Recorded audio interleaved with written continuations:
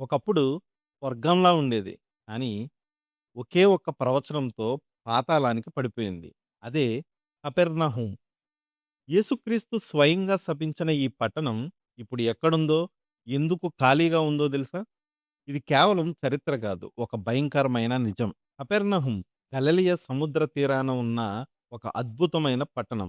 యేసుక్రీస్తు తన పరిచర్యలో ఎక్కువ సమయం గడిపిన, ఎన్నో అద్భుతాలు చేసిన ప్రదేశం ఇదే. కానీ నేడు ఇశ్రాయేలు దేశంలో ఇది కేవలం నిశ్శబ్దంగా ఉన్న శిథిలాల ప్రదేశం. మనుషులు నివసించని ఈ ప్రాంతం చూస్తుంటే ఒక అదృశ్య శక్తి ఆ పట్టణాన్ని శాసించినట్లు అనిపిస్తుంది. మత్తయి సువార్త 11 అధ్యాయం 23 వచనంలో యేసుక్రీస్తు వారు ఒక భయంకరమైన ప్రవచనం చెప్పారు. కపెర్నహూమా, నీవు ఆకాశం వరకు హెచ్చింపబడెదవా? నీవు పాతాళం వరకు దిగిపోవుదువు అని. అక్కడ కపెర్నహూంలో యేసుక్రీస్తు వారు ఎన్నో అద్భుతాలు చేసినా, ఆ ప్రజలు ఆయనను దేవుని కుమారుడిగా గుర్తించలేదు. వారి అహంకారం, అవిశ్వాసం యేసుక్రీస్తు వారిని బాధించాయి. ఆ తిరస్కారమే కపెర్నహూంకు మరణ శాసనమైంది.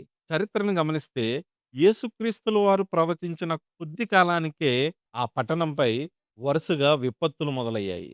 746 ఏడీలో వచ్చిన భారీ భూకంపం ఆ పట్టణాన్ని దాదాపు తుడిచిపెట్టేసింది. ఆ తర్వాత ఆర్థికంగా దెబ్బతినడం, మలేరియా వంటి వ్యాధులు ప్రబలడం, చివరకు పూర్తిగా మనుషులు నివసించలేని ఎడారి ప్రాంతంగా మారింది. యేసుక్రీస్తుల వారు చెప్పినట్లుగానే ఆ పట్టణం తన వైభవాన్ని కోల్పోయి అక్షరాల పాతాళపు స్థాయికి పడిపోయింది. ఈరోజు మనం కపెర్నహూం వెళ్తే అక్కడ జీవం లేదు. కేవలం రాళ్ళు మాత్రమే ఉన్నాయి. యేసుక్రీస్తుల వారి మాటలు అక్షరాల నిజమయ్యాయి. దేవుని సన్నిధిని, ఆ అద్భుత అవకాశాన్ని నిర్లక్ష్యం చేసిన కపెర్నహూం భౌతికంగా కూడా భూమి మీద నుండి కనుమరుగైంది.